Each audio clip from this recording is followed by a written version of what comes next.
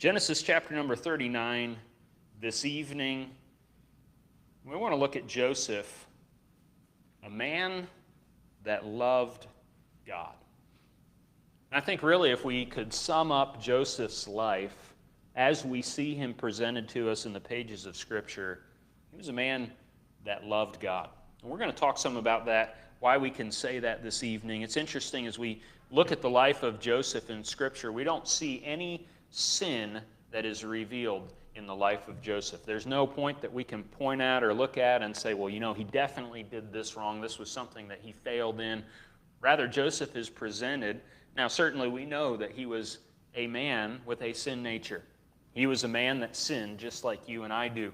But yet, as we look at the large events of his life, the situations that could have made or broken his availability or his ability to be used by God in the way that he ultimately was, we see that time and again Joseph rose to the occasion, and he was a man of character, a man that loved God. We're going to pick up Genesis 39 and verse number 10 this evening, although I guess we should start in verse 7 really to get the context of what's going on. It says, "And it came to pass after these things that his master's wife cast her eyes upon Joseph.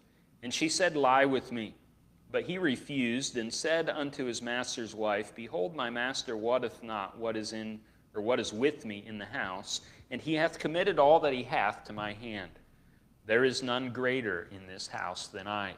Neither hath he kept back anything from me but thee, because thou art his wife. How then can I do this great wickedness and sin against God? And it came to pass, as she spake to Joseph day by day, that he hearkened not unto her to lie by her or to be with her. And it came to pass about this time that Joseph went into the house to do his business, and there was none of the men of the house there within. And she caught him by his garment, saying, Lie with me. And he left his garment in her hand, and fled, and got him out. And it came to pass, when she saw that he had left his garment in her hand, and was fled forth, that she called unto the men of her house, and spake unto them, saying, See, he hath brought in an Hebrew unto us to mock us. He came in unto me to lie with me, and I cried with a loud voice. And it came to pass, when he heard that I lifted up my voice and cried, that he left his garment with me, and fled, and got him out. And she laid up his garment by her until his Lord came home. And she spake unto him according to these words, saying, The Hebrew servant, which thou hast brought unto us, came in unto me to mock me. And it came to pass, as I lifted up my voice and cried, that he left his garment with me and fled out. And it came to pass, when his master heard the words of his wife, which she spake unto him, saying, After this manner did thy servant to me, that his wrath was kindled. And Joseph's master took him and put him into the prison, a place where the king's prisoners were bound, and he was there in the prison. But the Lord was with Joseph, and showed him mercy, and gave him favor in the sight of the keeper of the prison. And the keeper of the prison committed to Joseph's hand all the prisoners that were in the prison. And whatsoever they did there, he was the doer of it. The keeper of the prison looked not to anything that was under his hand, because the Lord was with him. And that which he did, the Lord made it to prosper." Joseph, a man that loved God. Over in 2 Timothy chapter number 3, I wanted to look at this verse really quickly. 2 Timothy chapter number 3. And verse number 1 says, This know also, that in the last days perilous times shall come. For men shall be lovers of their own selves, covetous, boasters, proud, blasphemers, disobedient to parents, unthankful, unholy, without natural affection, truce breakers, false accusers, incontinent, fierce, despisers of those that are good, traitors, heady, high-minded. I mean, man, just look at our culture. Is that not a list of what we see on display all around us, even today? But notice what's next in verse number 4. Lovers of pleasures more than lovers of God. And really, I think if we could sum up our day and age, and if we were to sum up Joseph's day and age, especially the culture in which Joseph lived, as a young man, completely apart from his family and everything that he had known, all by himself. He lived in a culture and in a time where mankind was lovers of pleasures more than lovers of God. You don't have to study Egyptian culture much to realize that they were a very licentious and loose culture. They were a culture that delved into sin and sexual sins especially en masse. And yet here is Joseph, a godly young man, in the middle of all of this situation, and we find that he was a lover of God more than a lover of pleasures. We see, first of all, in our text this evening, beginning in verse number 10, we see Joseph's faithfulness. His faithfulness. It says in verse number 10, "And it came to pass, as she spake to Joseph day by day, that he hearkened not unto her, to lie by her, or to be with her." And so we see Joseph was a faithful young man. We saw last week, we looked there at verse number 9, and we saw that his attention was on the fact that this would be a sin against God.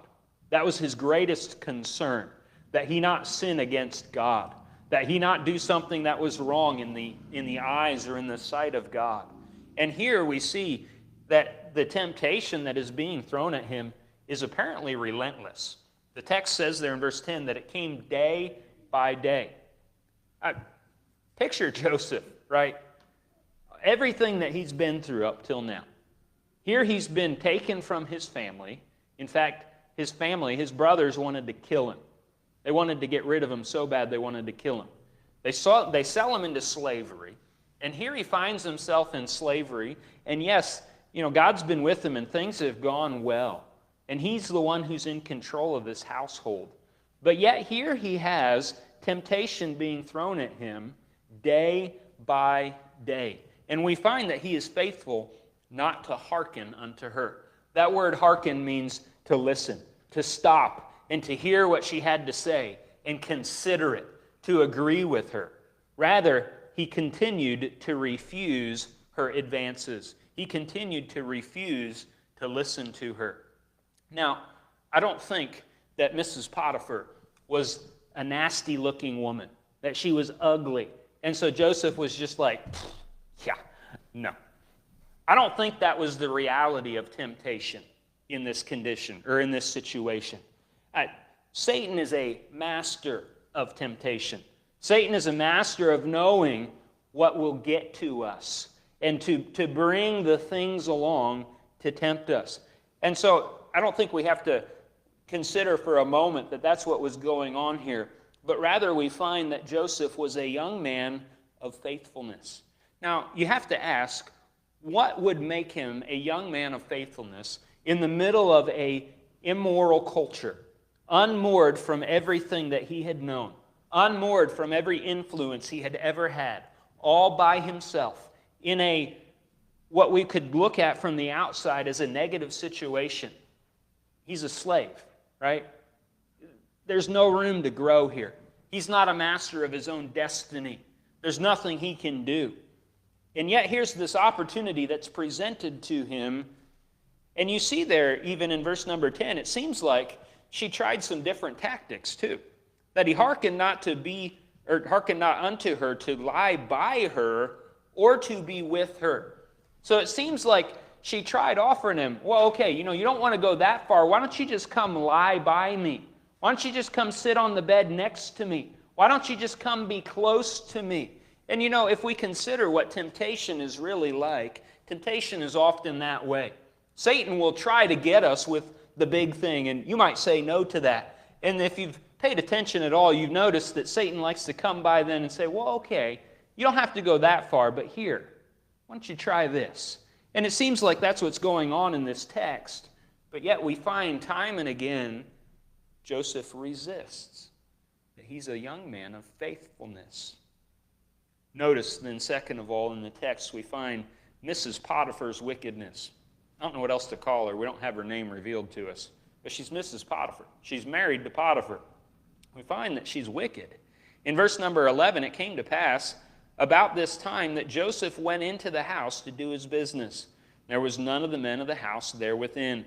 And she caught him by his garment, saying, lie with me. So she grabs him by the coat, and she pulls him in and says, lie with me. And we know he turns and he runs out of the house. And here she is. It's ironic. The poor guy, his clothing keeps getting him in trouble. Not by any choice of his own, right? First, it was his coat of many colors that his dad had given to him. And now it's whatever garment he was wearing, she's grabbed, and he's left it with her in order to get out of there. He wanted out of there. He wanted to run from that temptation. He didn't even stop to say, excuse me, I need that back. He just got out. And so here she is holding this, and she's obviously mad. She's livid that he hasn't obeyed her, that he hasn't done what she wants. And so she hatches this whole plan. I'm going to tell a lie.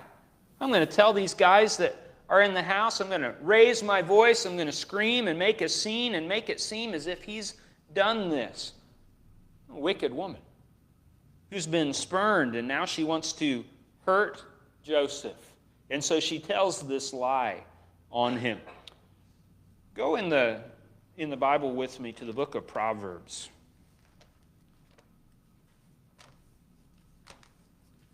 Proverbs chapter number 2. We'll start there.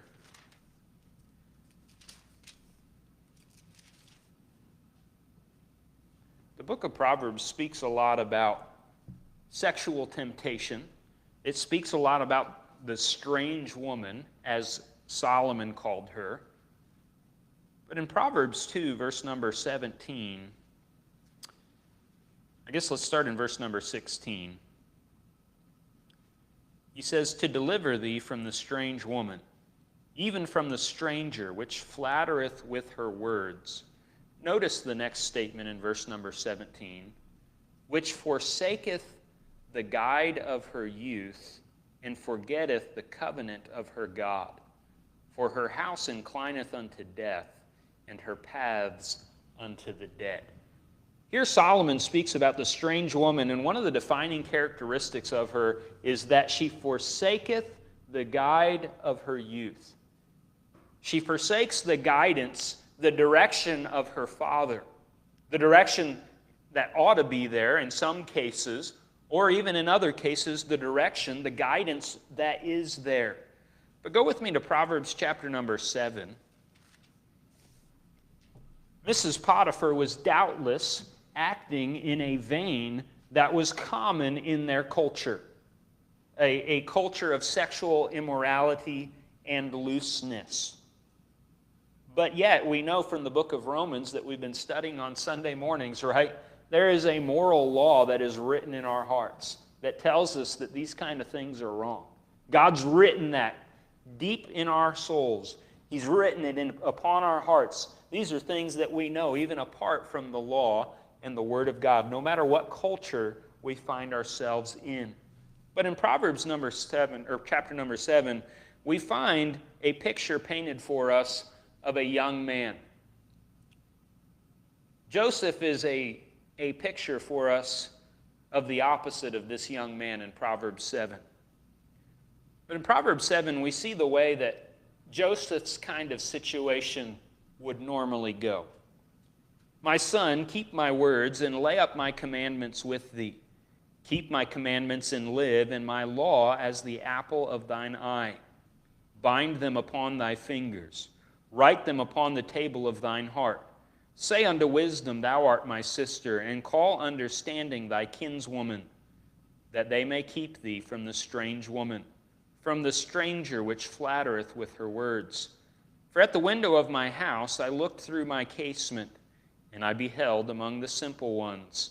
I discerned among the youths a young man void of understanding, passing through the street near her corner, and he went the way to her house, in the twilight, in the evening, in the black and dark night. And behold, there met him a woman with the attire of an harlot, and subtle of heart. She is loud and stubborn, her feet abide not in her house. Now is she without, now in the streets, and lieth in wait at every corner. So she caught him and kissed him, and with an impudent face said unto him, I have peace offerings with me. This day have I paid my vows. Therefore came I forth to meet thee, diligently to seek thy face, and I have found thee. And you see there the flattering speech that she uses. Oh, I've been searching for you. You in particular of all men. I've been looking just for you. Baloney. Not true. She's using flattery. And she goes on in verse 21, with her much fair speech she caused him to yield. With the flattering of her lips she forced him. He goeth after her straightway, as an ox goeth to the slaughter, or as a fool to the correction of the stocks, till a dart strike through his liver, and as the bird hasteth to the snare, and knoweth not that it is for his life. Hearken unto me now, therefore, O ye children, and attend to the words of my mouth. Let not thine heart decline to her ways. Go not astray in her paths. For she hath cast down many wounded, yea, many strong men have been slain by her. Her house is the way to hell, going down to the chambers of death. And so we see kind of the nature of sexual temptation that's laid out for us here in chapter 7 of the book of Proverbs. We see how the flattery there, she flattered him. She cast her eyes in this passage. She looked at him and blinked her eyes at him, and this man was, oh, and then she begins to flatter him with speech. And if we go back to our text there in Genesis 39, we see that Potiphar's wife did much the same thing, right? She cast her eyes, the text says. She cast her eyes at Joseph. And men definitely have a problem with the lust of the eyes. But even women do too. We find Eve in Genesis chapter 3, I think that is, in the garden there, that she looked at the fruit, right? And she saw that it was fruit to be desired to make one wise. And we find Potiphar's wife, she cast her eyes at Joseph, and she began to look at Joseph, and there was something about him that began to stir within her a desire, and she began to make that desire known to Joseph. And many times, most times in fact, we would find that Joseph, if he had been like any other young man, it would have ended up like chapter number 7. He would have given in to temptation, and the sin would have happened. And it wouldn't have been long until that sin would have brought forth death. And that would have been the end of Joseph. But yet we find that Joseph was a faithful young man in the midst of a wicked culture, faced with a terrible situation, terrible temptation, but yet we find that he got himself out. He fled from the temptation and got him out. Verse number 15 of our text. We see then Potiphar's wrath. In verse number 19, it came to pass when his master heard the words of his wife, which she spake unto him, saying, After this manner did thy servant to me, that his wrath was kindled. Now, you got to stop for a moment. And I got to wonder anyway. These other guys in the household, Mr. Potiphar, Potiphar's husband, or Mrs. Potiphar's husband, there we go. Did he not stop for a minute and be like, I don't know if she's telling the truth. Now, the text says that his wrath was kindled, that he got mad enough at Joseph to throw him into prison. But you got to wonder if the guy didn't see through it just maybe a teensy-weensy little bit. I don't know. Maybe we'll find out one day when we get to heaven, right? Questions the text doesn't answer. But he gets so mad, his wrath is kindled, and he takes him and he puts him into the prison, a place where the king's prisoners were bound, and he was there in prison. Now, again, I know we know what happens in the text. I know we know what happens in Joseph's life, but I want you to stop for a moment and consider what it would be like to be this poor guy. Right? You didn't ask for any of this. Here you were one day, you're just obeying your dad. You're going to check on your brothers, and you get there, and they mug you. They throw you in a pit. They want to kill you. In the end, they decide, you know what? Maybe we shouldn't kill him, so let's just sell him into slavery. And you find yourself off in a strange foreign land where you don't speak the language, and then you find that God is with you. And you rise to prominence in this house until eventually you're controlling everything. And then the situation that you didn't ask for presents itself, and you handle yourself without reproach, only to be in the end thrown into prison. How are you going to feel? What kind of thoughts are going to be running through your mind? How are you going to feel towards Potiphar? How are you going to feel towards your brothers? How are you going to feel towards God in a situation like this? What kind of attitude are you going to be tempted to have? I would submit to you, we wouldn't be tempted to have great attitudes in all of this. You would probably be tempted to be mad. And I submit to you that Joseph was probably tempted in those areas too. But yet we find that he navigated these things, he navigated these pitfalls because he was a man that loved God. And in spite of everything that's happened, we find in verse number 21, it says, "But the Lord was with Joseph and showed him mercy and gave him favor in the sight of the keeper of the prison."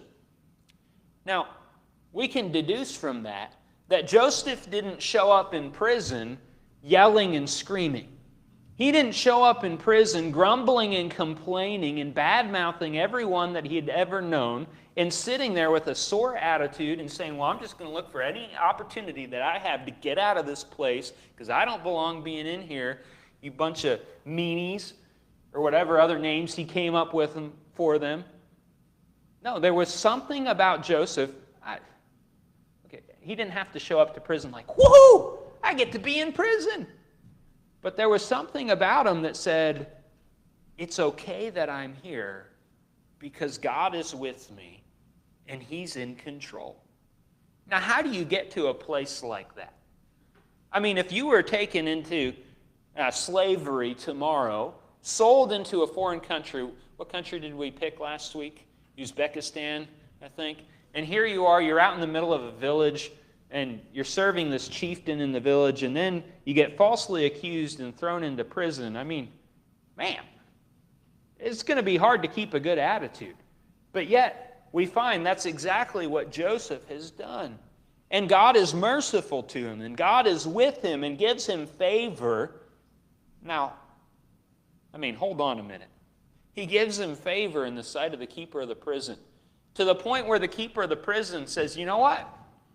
I'm just going to go on vacation. I mean, you see that in the text, right? The keeper of the prison committed to Joseph's hand all the prisoners that were in the prison, and whatsoever they did there, he was the doer of it. The keeper of the prison looked not to anything that was under his hand. The guy was just like, man, I got the best prison. You ever scratch your head about that and wonder? I mean, this guy is in a position where if something goes wrong, what's going to happen to him? It's not just like he loses his job and he's got to go find another one, right? If something goes wrong under Joseph's control, this guy's head is off. That's it. But yet he was like, you know what, Joseph, have at it. You take over. I'm not even going to check in. I'm just going to go. And here's Joseph in that situation running it, and yet he doesn't try to check himself out of prison. Now, if you were put in that position, would you not take advantage of the opportunity? Man, I'm out of here. I got all the keys. I know all the schedule. I'm going to organize my own escape and get out. But yet we don't find Joseph doing that. For whatever reason, Joseph was so centered on the fact that God had brought him here. And he was so submitted to what God wanted in his life. God was with him. And that which he did, verse 23, the Lord made it to prosper. So here God places him in an unthinkable situation. And we find later on, right, next week, if we get there next week in chapter 40, we find, he puts in a good word with some prisoners that show up. Hey, would you put in a good word for me that I'm here unjustly? Would you help get me out of this situation? So he doesn't just sit there in silence and suffering necessarily, but yet he's focused on what can he do in the situation that he's in. How can he serve God in the situation that he's in? And we see throughout what we've seen of Joseph's life so far that he's a young man of character. He's a young man of service, and love for others. And ultimately, he's a young man that loves God. And we've seen time and time again, in the midst of these situations, the Lord was with Joseph. Verse 2 of our text here in chapter 39. The Lord was with Joseph. Verse 3. His master saw that the Lord was with him. Joseph found grace in his sight. The verses that we read this evening. Verse 21. But the Lord was with Joseph. The keeper of the prison looked not to anything that was under his hand, because the Lord was with him. And we looked some last week at what does it take for a man to have the Lord with him. What makes the difference? Two texts I want to look at this evening, and we'll be done. Proverbs 2, we were there earlier, but we're going to go back and we're going to read some of the first verses in Proverbs 2.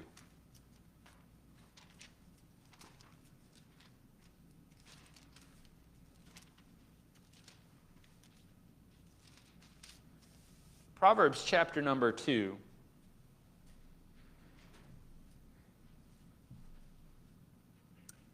And the book of Proverbs is wonderful. There's a lot of wisdom that can be gleaned from it that's very applicable to life.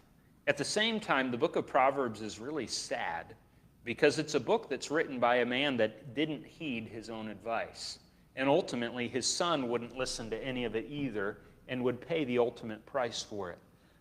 But chapter number 2, verse number 1 starts this way. My son, if thou wilt receive my words, and hide my commandments with thee, so that thou incline thine ear unto wisdom, and apply thine heart to understanding. Yea, if thou criest after knowledge, and liftest up thy voice for understanding, if thou seekest her as silver, and searchest for her as for hid treasures, then shalt thou understand the fear of the Lord, and find the knowledge of God. For the Lord giveth wisdom. Out of his mouth cometh knowledge and understanding. He layeth up sound wisdom for the righteous. He is a buckler to them that walk uprightly. He keepeth the paths of judgment, and preserveth the way of his saints. Then shalt thou understand righteousness and judgment and equity, yea, every good path.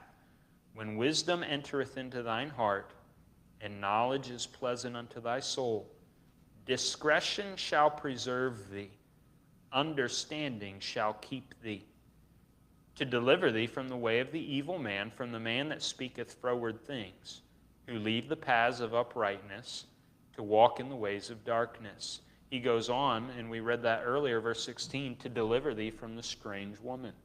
What is this which delivers you from these evil things? What is it that delivers you? What is it that keeps your paths? What is it that preserves your way? What is it that gets you to a place like Joseph, where you can go through temptation like this and still come out on the other side loving God, usable by God? Well, he said it in the first several verses. My son, if thou wilt receive my words and hide my commandments with thee, so that thou incline thine ear unto wisdom and apply thine heart to understanding. What are some actions that we're to take? Verse number 3, yea, if thou criest after knowledge, and liftest up thy voice for understanding, if thou seekest her as silver, and searchest for her as for hid treasures, then shalt thou understand the fear of the Lord, and find the knowledge of God. I think really the picture that Solomon is painting there in chapter number 2 is a poignant picture of who Joseph was. He was a young man that in the midst of a culture of wickedness, all by himself, with no supervision, and really with no fleshly reason to resist the temptation that was being hurled at him. There was nothing from a fleshly standpoint that would tell him, yeah, probably shouldn't give in to that. He's a slave. Why not? Why should he not give in to that from a fleshly standpoint, right? And yet we find that he said, no, I cannot do this great wickedness and sin against God. He was a young man who searched after knowledge, who cried. He lifted up his voice for understanding. He understood the fear of the Lord and the knowledge of God. He had wisdom from God. God was his buckler and kept him so that he could walk uprightly. I want to tie it to the New Testament, John chapter 14 this evening. John chapter number 14.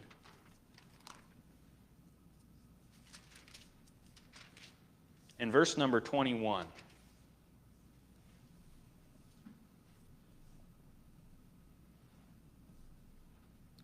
Of course, here in the context, Jesus is speaking to the 11 disciples. Judas has already left to betray Jesus.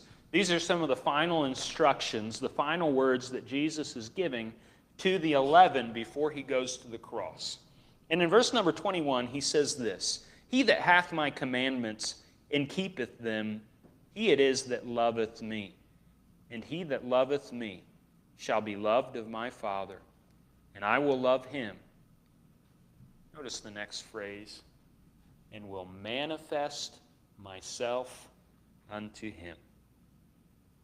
You know, Joseph was a recipient of this. Now, I realize this is in the New Testament. This hadn't been written. This hadn't been spoken by Jesus when Joseph was alive going through this. But we see in the book of Genesis, the Lord was with him. That means that God's presence was real to Joseph. That Joseph understood what it was to walk with God. And I submit to you this evening that Joseph did not experience that because Joseph loved Joseph. Because Joseph cared more about what Joseph wanted than what God wanted. No, I believe that Joseph experienced the manifest presence of God in his life. God's hand of blessing in his life because Joseph cared more about what God thought and what God wanted. Put it another way, Joseph loved God. Joseph cared what God thought more than anyone else around him. Even more than the temptation of his own flesh, his focus was upon God. And we saw that last week there in verse number 9. The first thought that he had was not, "Oh, how can I do this great wickedness? It might mess up the good thing I've got going here. You know, Potiphar might hear and I might get in trouble. Or, you know, I might do this with you and then you might get tired of me and it might not work out the way that I think it will. Maybe I won't, you know. I'm kind of okay with the way things are." No, his response was, how can I sin against God? How can I do this great wickedness against him? He had the fear of the Lord. He loved God. And because of that, God manifested himself to him. God was with him. You know, this evening, you and I have the same opportunity. We have the same opportunity to love God. In fact, we have an even better opportunity. Because we have the opportunity to be born again and to experience the indwelling presence of God in your heart.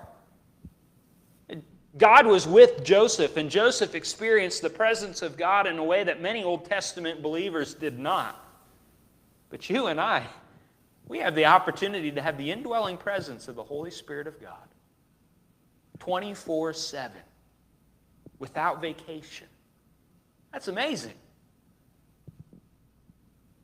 But it's incumbent in verse number 21 of John 14, right? It's incumbent upon this. "He that hath my commandments." Do you have God's commandments this evening? Do you? I think we do. We have a whole book of God's commandments. They're not hidden from us, right? Clearly revealed. We can put a check mark there. "He that hath my commandments and keepeth them." Keepeth them. We've talked about this before. That word keepeth, it's the idea of treasuring. You know what Joseph treasured? The commandments of God. You know what that looked like in daily life? Joseph said, "Oh, I'm not going to involve myself in that. Oh, I'm not going to spend time dwelling on that. Oh, I'm not going to spend time thinking about this temptation that she's offering to me because I know that it's against the commandment of God. God said no, and I'm going to go with God. I'm going to stick with him. I'm going to keep His commandment. I'm going to treasure His commandment. We get into sin problem when we begin to treasure our opinion over the opinion of God. When we begin to treasure our ideas over the clear truth and commandment of a holy God. He that hath my commandments and keepeth them, he it is that loveth me. This evening, do you love God? Do you? Now be careful. Because we all want to raise our hands and say, oh yeah, I love God. Oh yeah. Jesus clearly defines it for us. He says, the one that loves me is the one that has my commandments and keepeth them. Are you keeping the commandments of God? And it's not just a one-time thing. You see that ETH on the end there. Keepeth. It's I'm keeping them now. I'm going to keep on keeping them. Now, does that mean that you're perfect? No. Was Joseph perfect? No, he wasn't. But the overriding principle in his life was love for God. And because of that, he experienced the manifest presence of God. This evening, you and I have an opportunity to walk with God. Now, Joseph, he loved God. He kept God's commandments. He did what was right even in this situation, and yet it didn't end up the way that you would think. You would think, oh man, he served God, he loved God, he did what God said. Potiphar promoted him even more. No. He ended up in prison. I've forgotten what the math is. I think it's like 7 years the guy ends up in prison. Ouch. Unjustly accused. Did the right thing. Still ended up in a bad situation from the eyes of the flesh. But yet God was placing him exactly where he needed to be. So this evening, don't despair of doing the right thing just because it might end up in a quote-unquote bad situation. This evening, just trust God. Follow Him. Place your Colossians chapter number 3. Set your affection on things above, not on things on the earth. That's easy to say, hard to do. But really, Joseph is a good example for us of what that looks like in day-to-day life. A man that loved God. A man whose affection was set in heaven and in pleasing Him.